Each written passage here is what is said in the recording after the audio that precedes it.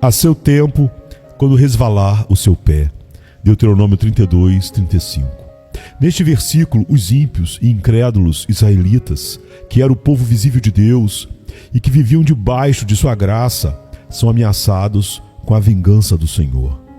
Apesar de todas as obras maravilhosas que Deus operara em favor deste povo, este permanecia sem juízo e destituído de entendimento, como está escrito no versículo 28. E mesmo sob todos os cuidados do céu, produziram um fruto amargo e venenoso, conforme verificamos nos 2 versículos anteriores. A declaração que escolhi para o meu texto, a seu tempo, quando resvalar o seu pé, parece subentender as seguintes questões relativas à punição e destruição que aqueles ímpios israelitas estavam sujeitos a sofrer. 1. Que eles estavam sempre expostos à destruição, assim como está sujeito a cair todo aquele que se coloca de pé ou anda por lugares escorregadios. A maneira como serão destruídos vem aí representada pelo deslize de seus pés. A mesma citação encontramos no Salmo 73, 18 e 19. Tu certamente os põe em lugares escorregadios e os fazes cair na destruição. 2. Faz supor também que estavam sempre sujeitos a uma súbita e inesperada destruição, à semelhança daquele que anda por lugares escorregadios e a qualquer instante pode cair. O ímpio não consegue prever se no momento ficará de pé ou se em seguida cairá. Quando cai, cai subitamente, sem aviso, como está escrito também no Salmo 73, 18 e 19.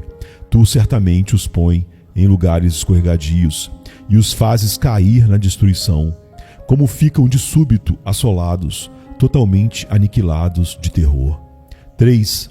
Outra coisa implícita no texto é que os ímpios estão sujeitos a cair por si mesmos, sem serem derrubados pelas mãos de outrem, pois aquele que se detém ou anda por terrenos escorregadios não precisa mais do que o seu próprio peso para cair por terra. 4. E também a razão pela qual ainda não caíram e não caem é por não haver chegado ainda o tempo determinado pelo Senhor. Pois está escrito que quando este tempo determinado ou escolhido chegar, seu pé irá resvalar.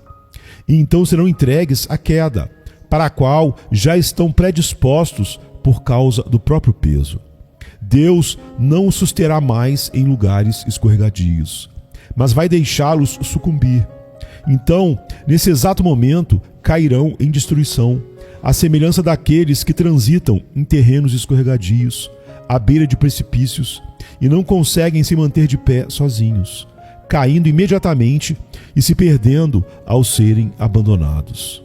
Eu insistiria agora no exame maior das seguintes palavras: não há nada a não ser a boa vontade de Deus que impeça os ímpios de caírem no inferno a qualquer momento. Por mera boa vontade de Deus, me refiro à sua vontade soberana, ao seu livre-arbítrio, o qual não é restringido por nenhuma obrigação, nem tolhido por qualquer tipo de dificuldade. Em última análise, sob qualquer aspecto, nada, exceto a vontade de Deus, tem poder para preservar os ímpios da destruição por um instante sequer. A verdade dessa observação transparecerá nas seguintes considerações. 1. Não falta poder a Deus para lançar os ímpios no inferno a qualquer momento. A mão dos homens não é suficientemente forte quando Deus se levanta. O mais forte deles não tem poder para resistir-lhe e ninguém consegue se livrar de suas mãos. Ele não só pode lançar os ímpios no inferno, como pode fazê-lo com a maior facilidade. Muitas vezes, uma autoridade terrena encontra grande dificuldade em dominar um rebelde, o qual acha meios de se fortalecer e se tornar mais poderoso pelo número de seguidores que alicia. Mas com Deus não é assim. Não há força que resista ao seu poder. Mesmo que as mãos se unam e que enormes multidões de inimigos do Senhor juntem suas forças e se associem, serão todos facilmente despedaçados. São como montes de palha seca e leve diante de um furacão, ou como grande quantidade de restolho perto de chamas devoradoras. Nós achamos fácil pisar e esmagar uma lagarta que se arrasta pelo chão. Achamos fácil também cortar ou chamuscar um fio de linha fino que segura alguma coisa. Então, é simples para Deus, quando lhe apraz, lançar seus inimigos no inferno profundo. Quem somos nós que imaginamos poder resistir àquele diante do qual, de sua repreensão, o universo treme e perante quem as pedras tombam? 2. Eles merecem ser lançados no inferno. Assim, a justiça divina não se interpõe no caminho dos ímpios, nem faz objeção pelo fato de Deus usar seu poder para destruí-los a qualquer momento. Muito pelo contrário, a justiça fala assim da árvore que produz frutos maus. Pode cortá-la, para que está ela ainda ocupando inutilmente a terra. Lucas 13, verso 7. A espada da justiça divina está o tempo todo erguida sobre suas cabeças, e somente a mão de absoluta misericórdia e a mera vontade de Deus podem detê-la. 3. Os ímpios já estão debaixo da sentença de condenação ao inferno. Eles não só merecem ser lançados ali, mas a sentença da lei de Deus, esse preceito de eterna e imutável retidão que o Senhor estabeleceu entre si mesmo e a humanidade, também se coloca contra eles. E assim os mantém. Portanto, tais homens já estão destinados ao inferno. O que não crê já está julgado. João 3,18. Assim, todo impenitente pertence verdadeiramente ao inferno. Ali é o seu lugar, ele é de lá, como lemos em João 8,23. Vós sois cá de baixo, e para lá é destinado. Este é o lugar que a justiça, a palavra de Deus e a sentença da sua lei imutável reservam para ele. 4. Assim sendo, eles são objetos da ira e da indignação de Deus, que se manifestam através dos tormentos do inferno. E a razão de não descerem ao inferno agora mesmo não é pelo fato do Senhor, em cujo poder se encontram, estar menos irado com eles no momento, ou pelo menos não tão encolerizado como está com aquelas miseráveis criaturas a quem ele atormenta no inferno, as quais experimentam e sofrem ali a fúria de sua indignação.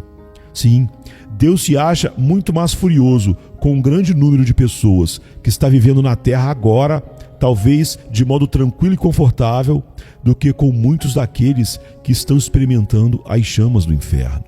Portanto, a razão por que Deus ainda não abriu a sua mão e os liquidou não é por ele não se importar com suas iniquidades, ou não se ofender. O Senhor não se parece com eles, embora pensem que sim. A fúria de Deus arde contra eles. Sua condenação não demora. O abismo está preparado, o fogo está pronto, a fornalha incandescente está ardendo, pronta para recebê-los. As chamas vermelhas queimam, a espada luminosa foi afiada e pesa sobre suas cabeças. O inferno abriu a sua boca debaixo deles. 5. O diabo está pronto a cair sobre os ímpios para apoderar-se deles como coisa sua no momento em que Deus o permitir. Eles lhe pertencem. Suas almas encontram-se em seu poder e sob o seu domínio. As Escrituras os apresentam como propriedades de Satanás. Lucas 11:21. Os demônios os espreitam. Estão sempre ao seu lado, à sua direita, esperando por eles como leões esfomeados e enfurecidos que veem a presa, aguardando a hora de agarrá-la, porém são restringidos por enquanto. Se Deus retirasse sua mão, a qual os refreia, eles cairiam sobre suas pobres almas num instante. A velha serpente está pronta para dar o bote. O inferno escancara a sua boca para recebê-los.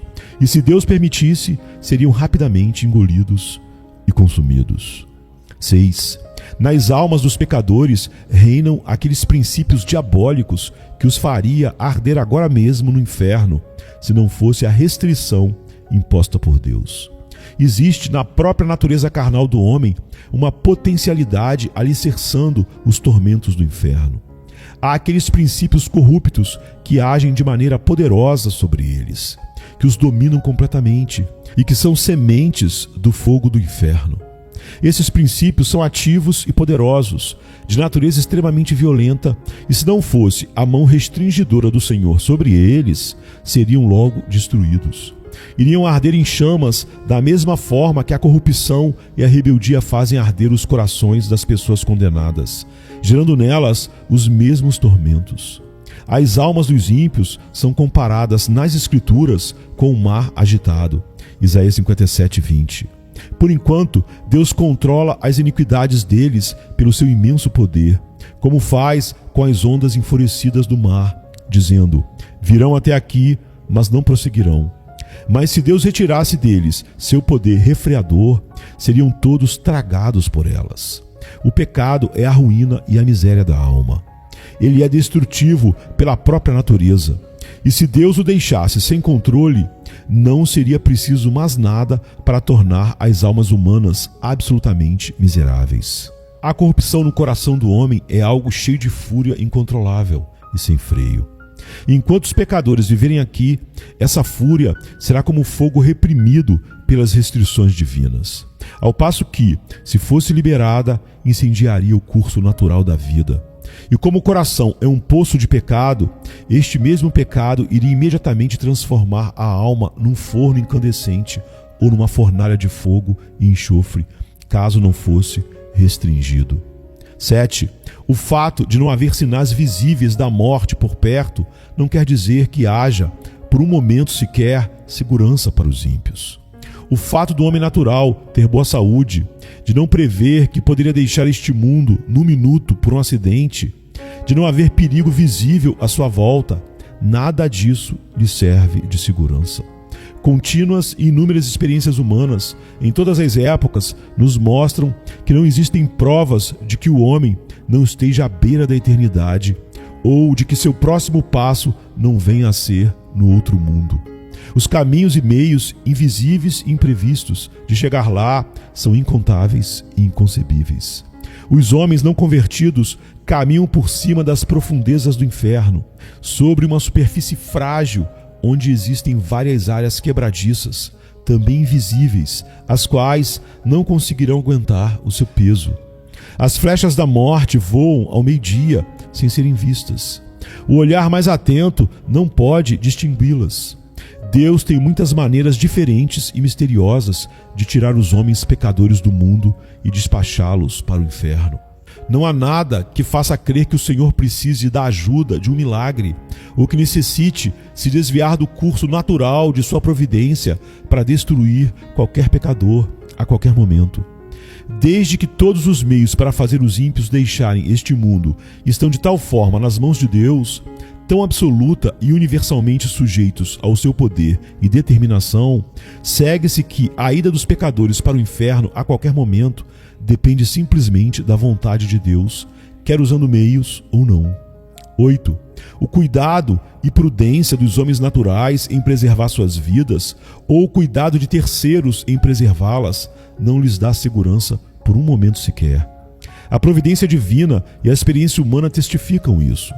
Existem evidências claras de que a sabedoria dos homens não lhes é segurança contra a morte. Se não fosse assim, haveria uma diferença entre a morte prematura e inesperada de homens sábios e prudentes e dos demais. Mas o que acontece realmente? Como morre o homem sábio? Assim como o tolo. Eclesiastes 2:16. 9. Todo o esforço e artimanha dos ímpios para escaparem do inferno não os livram do mesmo, nem por um momento, pois continuam a rejeitar a Cristo e, portanto, permanecem ímpios. Quase todos os homens naturais que ouvem falar do inferno alimentam a ilusão de que vão escapar dele. Quanto à sua própria segurança, confiam em si mesmos. Vangloriam-se do que fizeram, do que estão fazendo e do que pretendem fazer. Cada um traça seu próprio plano, pensa em como evitar a condenação e se vangloria de que irá tramar tão bem todas as coisas que seu esquema, com certeza, não falhará. Na verdade, eles ouvem dizer que poucos serão salvos e que a maior parte dos homens que já morreram foi para o inferno. Mas cada um deles se imagina capaz de planejar melhor a própria fuga do que os outros puderam fazer.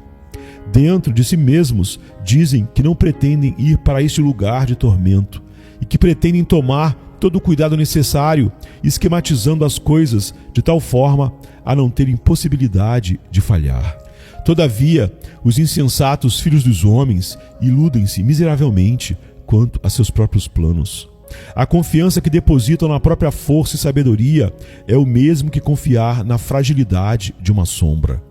A maior parte daqueles que antes viveram debaixo da dispensação da graça e agora estão mortos, sem dúvida alguma, foi para o inferno. E não é por terem sido menos espertos do que os que ainda estão vivos, nem por terem planejado as coisas de tal forma que não lhes assegurou o escape. Se pudéssemos falar com eles, um a um, e perguntar-lhes se, quando vivos, esperavam ser vítimas de tamanha miséria, sem dúvida ouviríamos todos dizer: não, eu nunca pensei em vir para cá. Eu tinha esquematizado as coisas de maneira bem diferente. Pensei que iria conseguir algo melhor para mim, que meu plano era adequado. Pensei em me precaver melhor, mas tudo aconteceu de maneira tão repentina. Não esperava por isso naquela época, e nem daquela maneira. No entanto, tudo veio como um ladrão. A morte foi mais esperta que eu. A ira de Deus foi rápida demais para mim. Ó, maldita insensatez! Eu me gabava e me deleitava em sonhos vãos quanto ao que faria no futuro. E justamente quanto eu mais falava de paz e segurança, me sobreveio uma súbita destruição. 10. Deus não se sujeita a nenhuma obrigação, nem a nenhuma promessa de manter o homem natural fora do inferno por um momento sequer. Ele não fez absolutamente nenhuma promessa de vida eterna ou de libertação ou proteção da morte eterna, senão aquelas que estão contidas na aliança da graça. As promessas concedidas em Cristo, no qual todas as promessas são o sim e o amém. Mas, obviamente, os que não são filhos da aliança da graça não têm interesse na mesma, pois não creem em nenhuma das suas promessas e não têm o menor interesse no mediador dessa aliança. Portanto, apesar de tudo que os homens possam imaginar ou pretender sobre promessas de salvação devido às suas lutas pessoais e buscas incessantes, deixamos claro e manifesto que qualquer desses esforços ou orações que se façam em relação à religião será inútil. A não ser que creiam em Cristo, o Senhor, de modo nenhum Deus está obrigado a conservá-los fora da condenação eterna.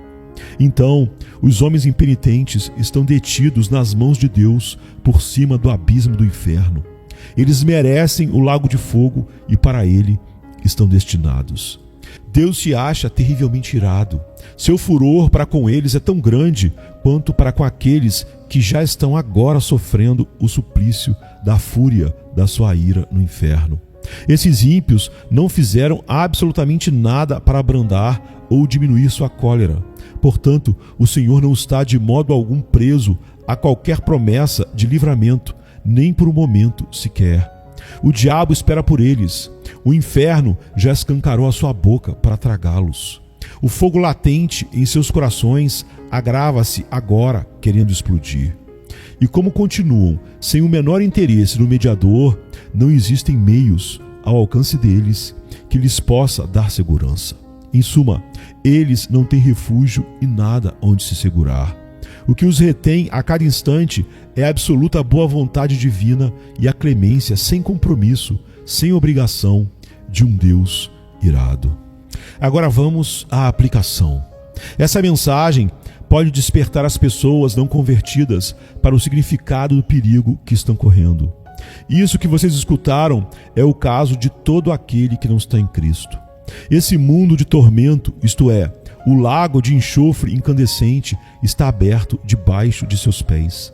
Ali encontra-se o terrível abismo de chamas que ardem com fúria de Deus, e o inferno com sua imensa boca escancarada. E vocês não têm onde se apoiarem, nem coisa alguma onde se segurarem. Não existe nada entre vocês e o inferno, senão o ar. E só o poder e o favor de Deus podem sustentá-los. Provavelmente, vocês não têm consciência dessas coisas. Acham que vão conseguir se livrar do inferno e não veem nisso tudo a mão de Deus. E olham as coisas ao seu redor como o bom estado de sua saúde física, os cuidados que tomam de suas vidas e os meios que usam para a sua própria preservação.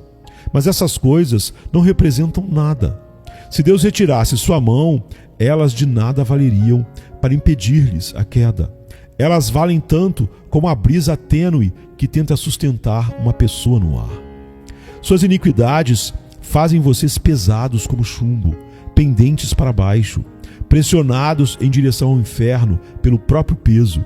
E se Deus permitisse que caíssem, vocês afundariam imediatamente, desceriam com a maior rapidez e mergulhariam nesse abismo sem fundo. Sua saúde, seus cuidados e prudência, seus melhores planos, toda a sua retidão, de nada valeriam para sustentar e conservar vocês fora do inferno.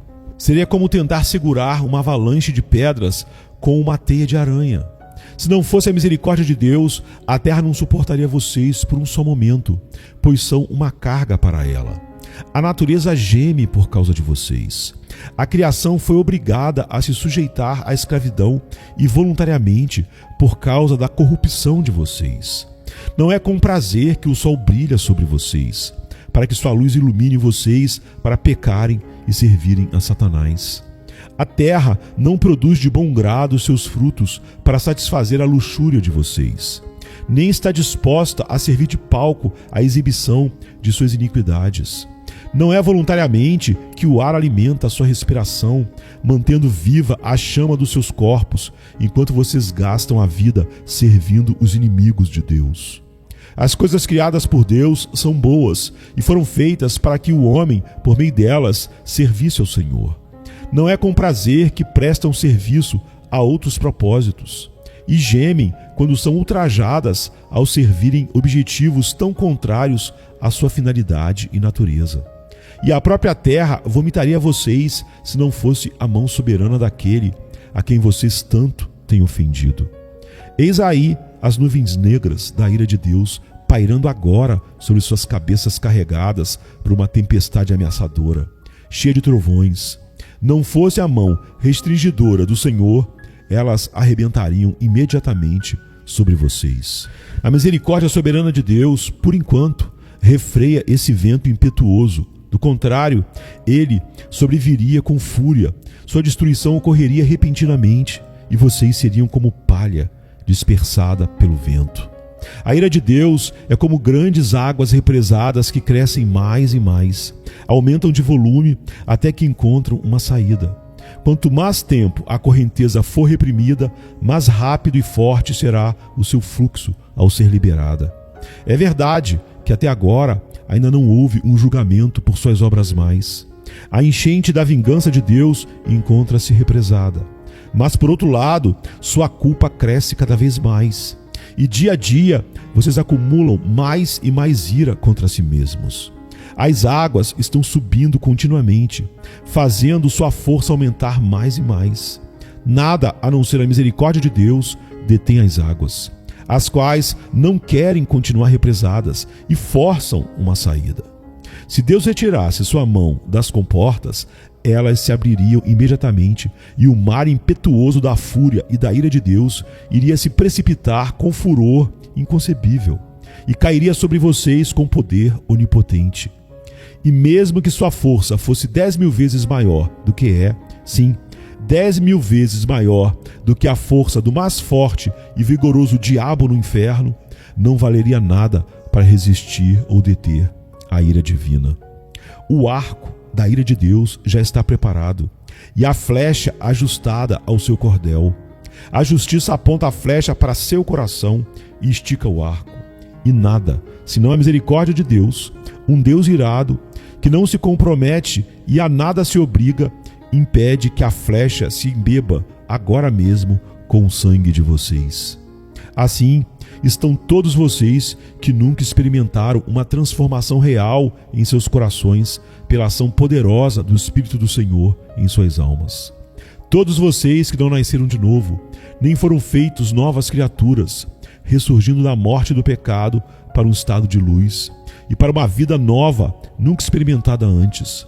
Por mais que vocês tenham modificado a conduta em muitas coisas e tenham possuído simpatias religiosas e até mantido uma forma pessoal de religião com suas famílias e em particular, indo à casa do Senhor, sendo até severos quanto a isso, mesmo assim, vocês estão nas mãos de um Deus irado.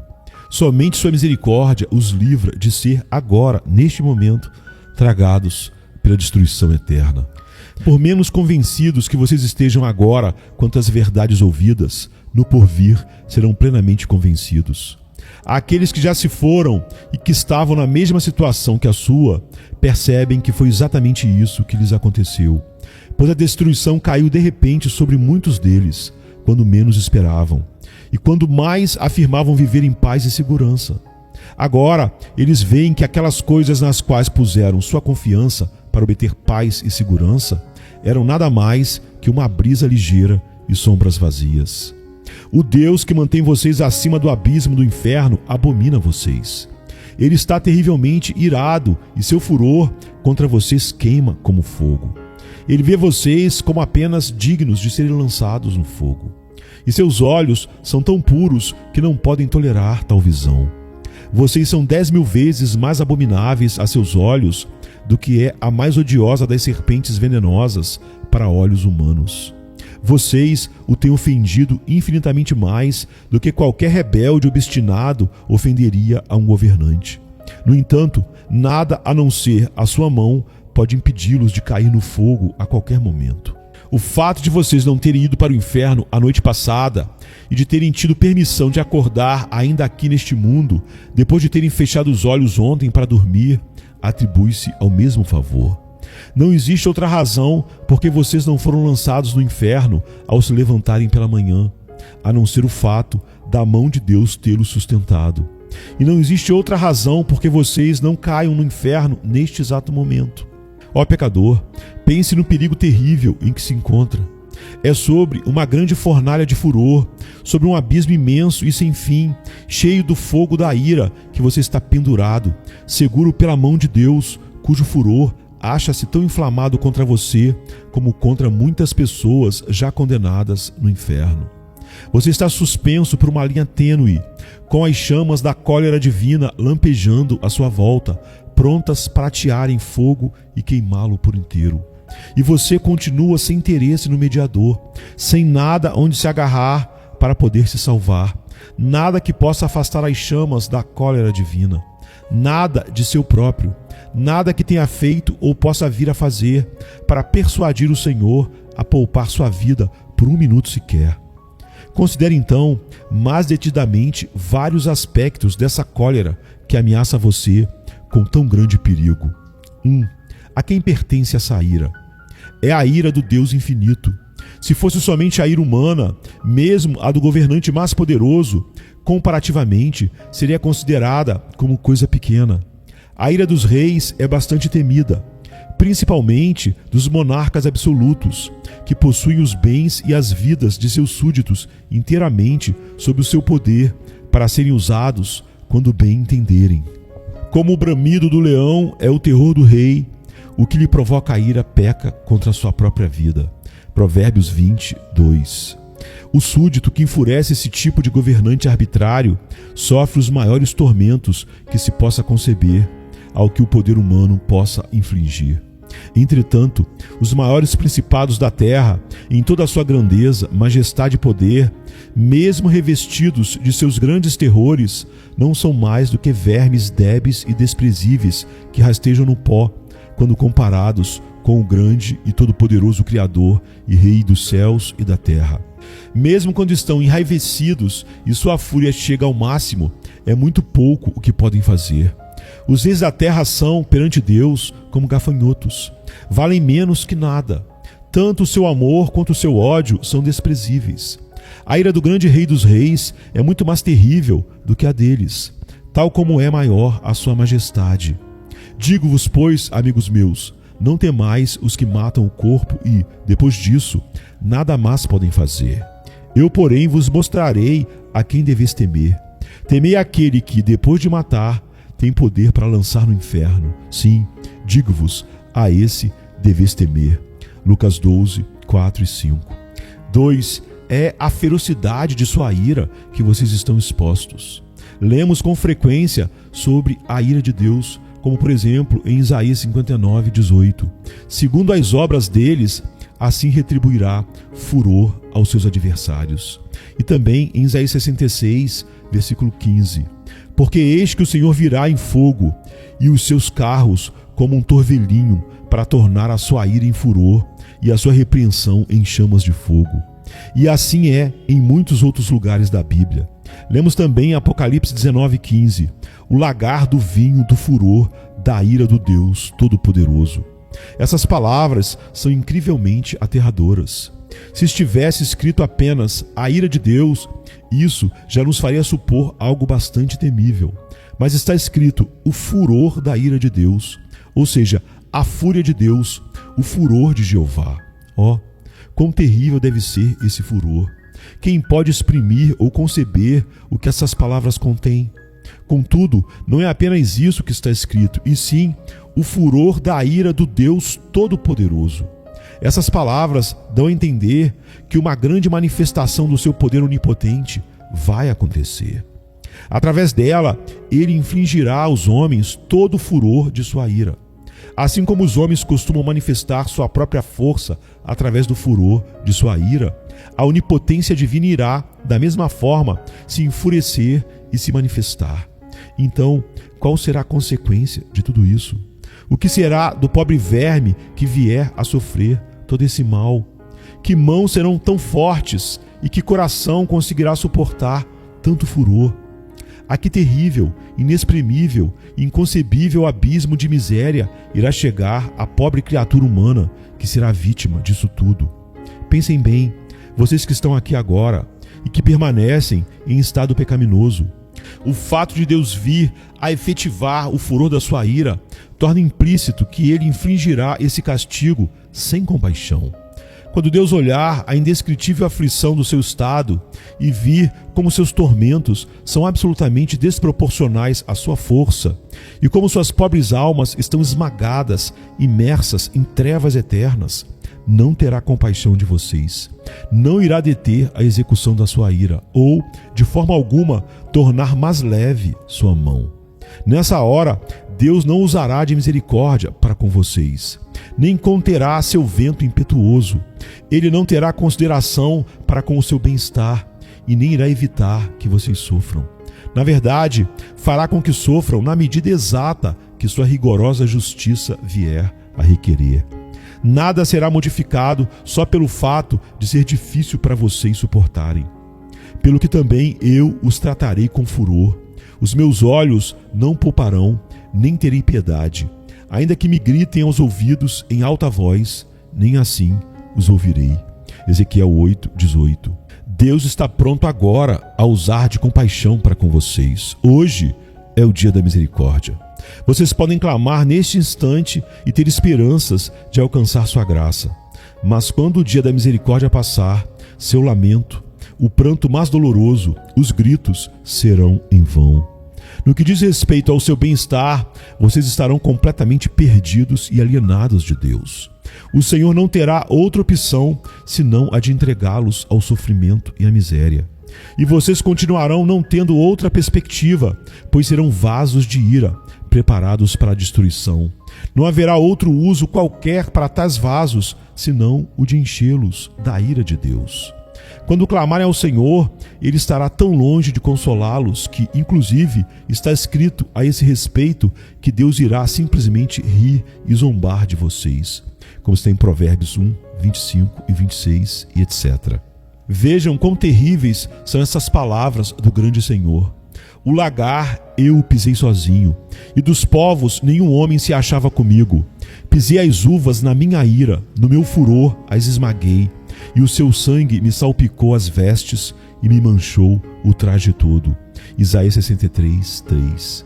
É quase impossível se conceber palavras que tragam em si uma manifestação maior dessas três coisas: desprezo, ódio e fúria de indignação. Se clamarem a Deus por consolo, Ele estará longe de querer vir consolar vocês ou de querer demonstrar-lhes qualquer interesse ou favor. Ao contrário, o Senhor simplesmente irá esmagá-los sob seus pés. E apesar de saber que, ao pisoteá-los, vocês não poderão suportar o peso da sua onipotência, ainda assim ele não vai se importar. Irá esmagá-los debaixo de seus pés sem piedade, espremendo o seu sangue e fazendo com que o mesmo espirre longe, manchando suas vestes, maculando seu traje. Ele não só irá odiá-los, como devotará a vocês o maior desprezo. Lugar algum será considerado próprio para vocês, a não ser debaixo de seus pés, para serem pisados como a lama das ruas. 3. A miséria a que vocês estão sujeitos é aquela que Deus lhes infligirá, a fim de demonstrar a força da ira do Senhor. Deus tem em seu coração a intenção de mostrar aos anjos e aos homens não só a excelência do seu amor, como a severidade do seu furor. Às vezes, os governantes da terra resolvem mostrar a força da sua ira através de castigos extremos que mandam infligir sobre aqueles que os enfurecem.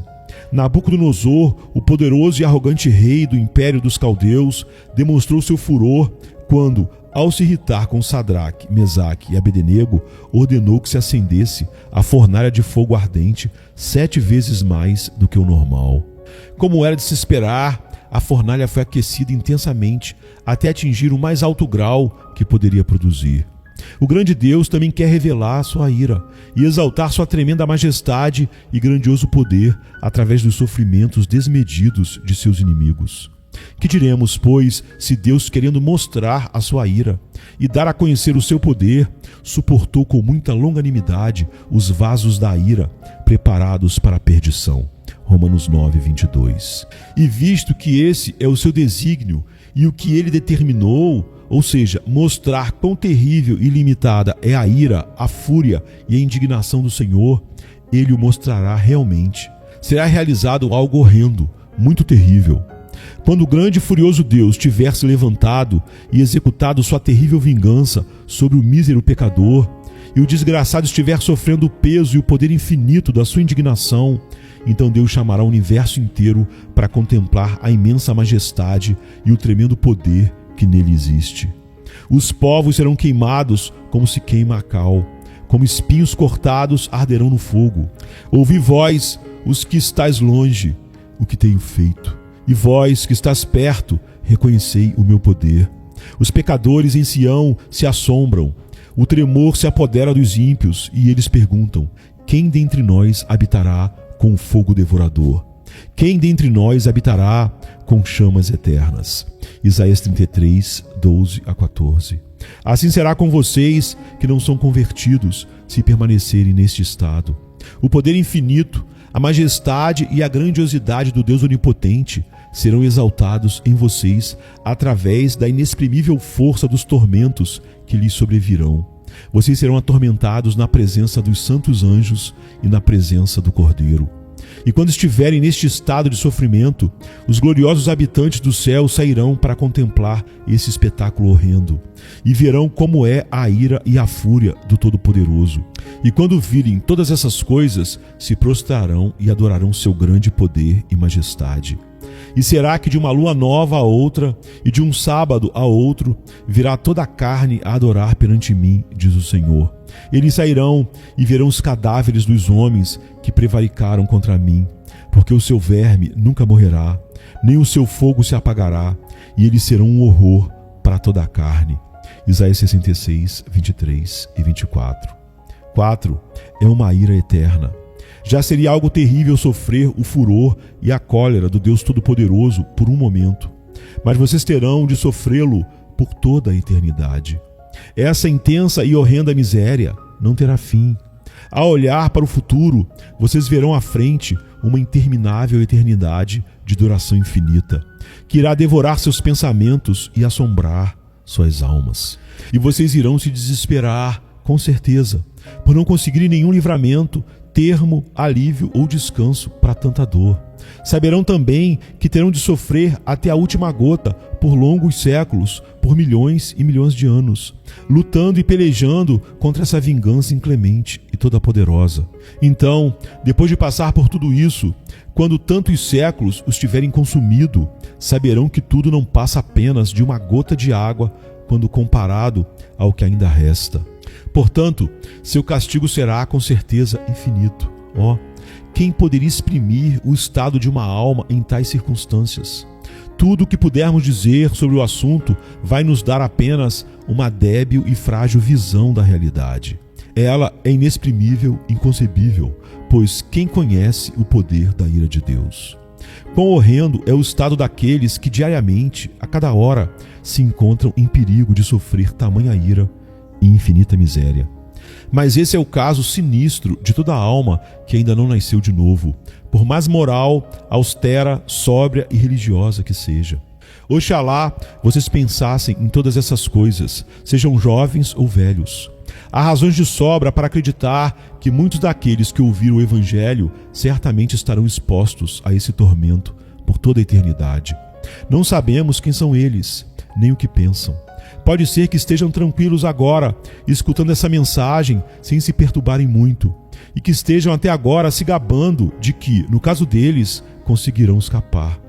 Se soubéssemos que dentre os nossos conhecidos existe uma pessoa, uma só, sujeita a sofrer tal tormento, como seria doloroso para nós encararmos o assunto.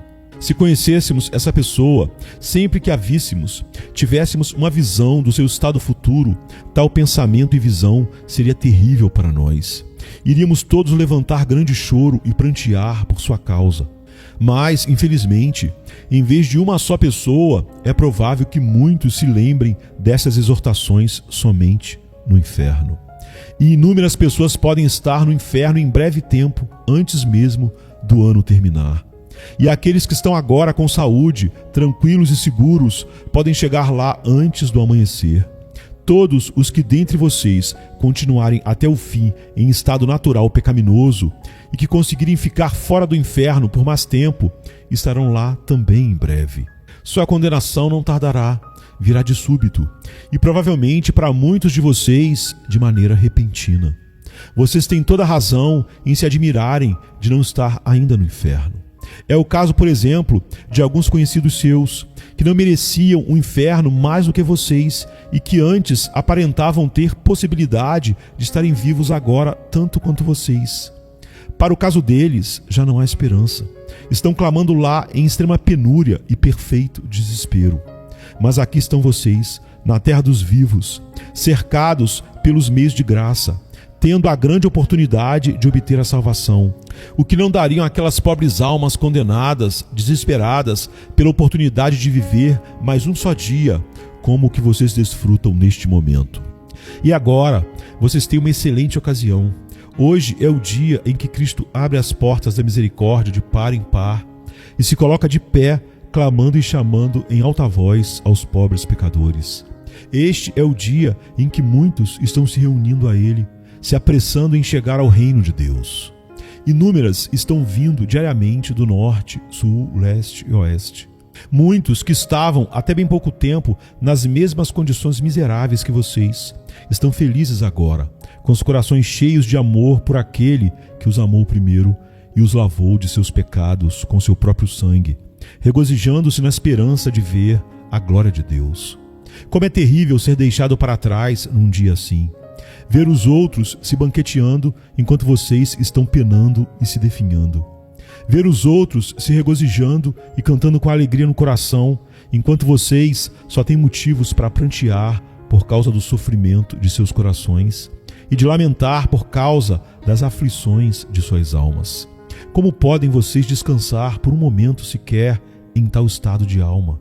Será que suas almas não são tão preciosas como as almas daqueles que, dia a dia, estão se juntando ao rebanho de Cristo? Não existem, porventura, muitos que, apesar de estarem há longo tempo neste mundo, até hoje não nasceram de novo e por isso são estranhos à comunidade de Israel e nada têm feito durante a vida a não ser acumular ira sobre ira para o dia do castigo?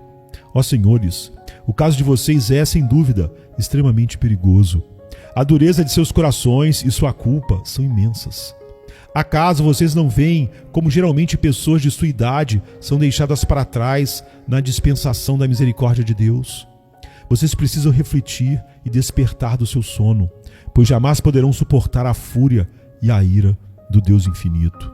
E vocês, que são rapazes e moças, irão negligenciar este tempo precioso que desfrutam agora, quando tantos outros jovens da sua idade estão renunciando às futilidades da juventude e correndo céleres a Cristo. Vocês têm neste momento uma oportunidade, mas se a desprezarem, sucederá o mesmo que agora está acontecendo com todos aqueles que gastaram em pecados dias preciosos da sua mocidade, chegando a uma terrível situação de cegueira e insensibilidade. E vocês, crianças, que não foram convertidas ainda, não sabem que estão indo para o inferno, onde sofrerão a horrenda ira daquele Deus que agora está encolerizado contra vocês dia e noite? Será que vocês ficarão felizes em ser filhos do diabo, quando tantas outras já foram convertidas e se tornaram filhos santos e alegres do Rei dos Reis? Oxalá todos aqueles que ainda estão fora de Cristo, pendentes sobre o abismo do inferno, quer sejam senhoras e senhores idosos, ou pessoas de meia idade, quer jovens ou crianças, que possam dar ouvido agora aos chamados da palavra e da providência de Deus. Este ano aceitável do Senhor, que é um dia de grandes misericórdias para alguns, sem dúvida será um dia de extremo castigo para outros. Quando negligenciam suas almas, os corações dos homens se endurecem, e sua culpa aumenta rapidamente. Podem estar certos, porém, que agora será como foi nos dias de João Batista. O machado está posto à raiz das árvores, e toda árvore que não produz fruto deve ser cortada e lançada no fogo. Portanto, todo aquele que está fora de Cristo, desperte e fuja da ira vindoura. A ira do Deus Todo-Poderoso paira agora sobre todos os pecadores. Que cada um fuja de Sodoma. Livra-te, salva a tua vida, não olhes para trás, nem pares em toda a campina. Foge para o monte, para que não pereças. E assim, conhecendo o temor do Senhor, persuadimos aos homens. De sorte que somos embaixadores em nome de Cristo, como se Deus exortasse por nosso intermédio. Em nome de Cristo, pois, rogamos que vos reconcilieis com Deus. 2 Coríntios 5, 11 a 20 e 6, 2. Buscai o Senhor enquanto se pode achar. Invocai-o enquanto está perto. Deixe o perverso o seu caminho, o iníquo os seus pensamentos. Converta-se ao Senhor, que se compadecerá dele, e volte-se para o nosso Deus, porque é rico em perdoar. Isaías 55, 6 e 7. Amém, queridos. Amém.